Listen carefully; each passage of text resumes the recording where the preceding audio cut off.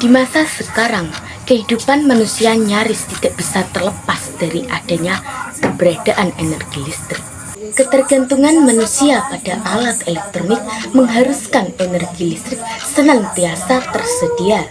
Tahukah kalian jika prinsip kerja dari pembangkit listrik mirip dengan mesin genset? Nah, teman-temanku semuanya, untuk memahaminya, marilah kita bersama-sama belajar dalam video ini.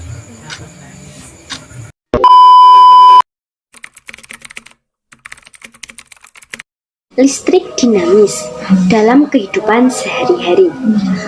Listrik dinamis adalah muatan-muatan listrik yang mengalir atau bergerak. Listrik yang mengalir ini disebut juga dengan arus listrik. Arus listrik adalah aliran elektron yang bergerak atau mengalir dalam satuan waktu. Aliran ini berasal dari tempat yang potensialnya tinggi. Muatan listrik dapat berpindah apabila terjadi beda potensial atau tegangan. Secara matematis, arus listrik ditulis dengan persamaan sebagai berikut. I sama dengan Q per T, dengan I merupakan arus listrik, Q merupakan muatan listrik, dan T merupakan selang waktu. Kuat arus listrik diukur menggunakan ampere meter. Muatan listrik merupakan elektron. Hantaran listrik. Setiap bahan penghantar listrik memiliki nilai hambatan. Nilai hambatan suatu penghantar dapat diukur dengan alat yang disebut Whm meter. Besar hambatan yang terdapat pada kawat penghantar dapat ditulis dengan persamaan matematis sebagai berikut. R sama dengan PL per A. Keterangan: R sama dengan hambatan kawat, P hambat jenis kawat, L panjang kawat, A luas penampang kawat. Hambatan jenis resistivitas adalah suatu tetapan yang membedakan daya hantar satu zat dengan zat yang lainnya. Nilai hambatan jenis berbeda untuk setiap zat. Semakin besar hambatan jenis konduktor, semakin besar hambatannya. Hambatan jenis konduktor bergantung pada temperaturnya. Semakin tinggi temperaturnya, semakin tinggi hambatan jenis konduktor, dan semakin tinggi pula hambatan konduktor tersebut. Semakin tinggi hambatan, maka daya konduktivitas zat tersebut semakin kecil. Berdasarkan nilai hambatan jenis benda dapat dikelompokkan menjadi konduktor, isolator, dan semikonduktor. Benda-benda yang dapat menghantarkan listrik disebut dengan konduktor listrik, sedangkan benda-benda yang tidak menghantarkan listrik disebut dengan isolasi listrik. Semikonduktor merupakan benda-benda yang memiliki sifat konduktor dan isolator. Contohnya silikon, germanium, dan arsen. Yang ketiga adalah hukum Ohm. Arus listrik dapat mengalir pada rangkaian listrik apabila terdapat beda potensial dan rangkaiannya tertutup. Hubungan antara kuat arus listrik dengan beda potensial listrik dinyatakan pada hukum Ohm yang berbunyi: jika arus listrik melalui suatu penghantar pada suatu tetap, kuat arus berbanding lurus dengan beda potensial yang terletak pada kedua ujung penghantar tersebut. R sama dengan V per I. V sama dengan tegangan listrik, I sama dengan kuat arus listrik, R sama dengan hambatan listrik. Yang keempat adalah karakteristik rangkaian listrik. Hukum Kirchhoff. Variasi rangkaian listrik akan menghasilkan nilai kuat arus listrik dan tegangan yang berbeda-beda. Nilai kuat arus listrik yang meneliti ini ialah Gustav Robert Kirchhoff. Pada hukum I Kirchhoff yang berbunyi, kuat arus total yang masuk melalui suatu titik percabangan suatu rangkaian listrik sama dengan kuat arus total yang keluar dari titik percabangan tersebut. B. Rangkaian GGL dan hukum Ohm pada rangkaian tertutup. Tegangan dari suatu sumber sebelum mengalir arus disebut gaya gerak listrik atau GGL. Yang kelima adalah sumber arus listrik.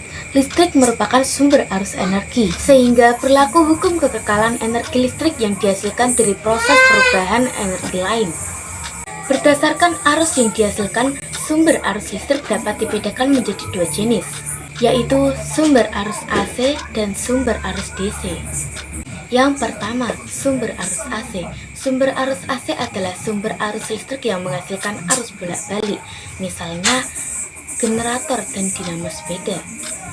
Sedangkan sumber arus DC adalah sumber arus listrik yang menghasilkan arus searah, misalnya elemen.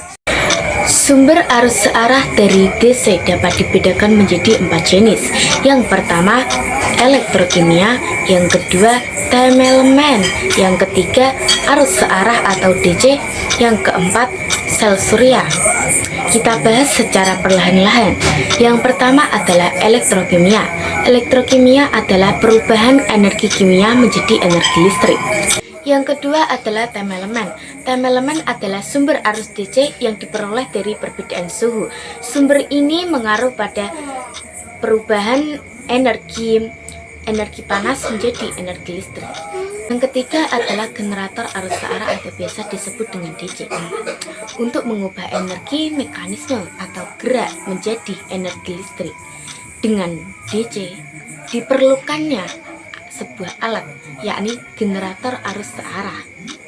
Generator ini dapat dibedakan menjadi beberapa jenis, yang dibedakan menurut sirkuit amplifikasi mereka terhadap anker atau jangkar. Sedangkan generator arus searah memiliki dua bagian, yaitu stator dan rotor. Stator adalah bagian mesin yang tidak dapat bergerak atau diam saja. Sedangkan rotor adalah alat mekanik yang berputar atau berbaling-baling. Yang keempat adalah sel surya. Sel surya adalah sinar matahari yang dapat menghasilkan energi listrik. Perubahan ini biasa disebut dengan efek fotovoltaik. Sumber-sumber energi listrik. A. Nuklir. Energi nuklir masih menjadi sumber energi yang paling padat. Artinya, kita dapat mengekstrak lebih banyak panas dan listrik dari jumlah yang diberikan dibandingkan sumber lainnya dengan jumlah yang setara.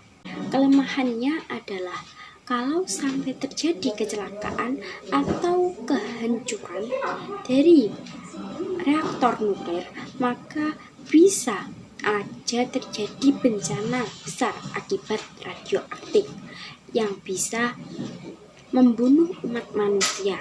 Oleh karena itu, perlu perhatikan yang cukup serius untuk menggunakan nuklir ini. Biomasa. Biomasa adalah bahan organik yang dihasilkan dari fotosintesis, baik produk maupun buangan.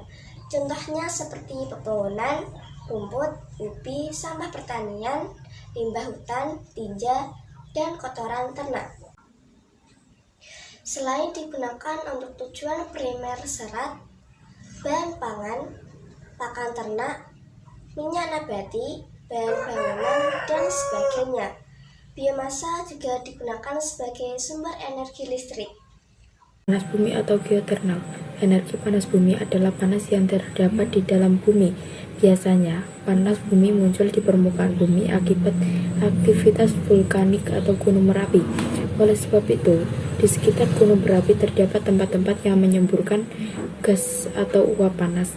Uap geothermal telah dipakai terutama pada pembangkit listrik. Air panas telah dimanfaatkan secara luas untuk pemanasan. Batuan kering panas adalah sumber panas terbesar, masih diteliti untuk penggunaan yang tepat. Yang ketujuh, transmisi energi listrik. Teman-temanku semuanya, biasanya pembangkit listrik besar dibangun jauh dari perkotaan. Maka untuk menyalurkan energi listrik ke konsumen ditransmisikan dengan kabel.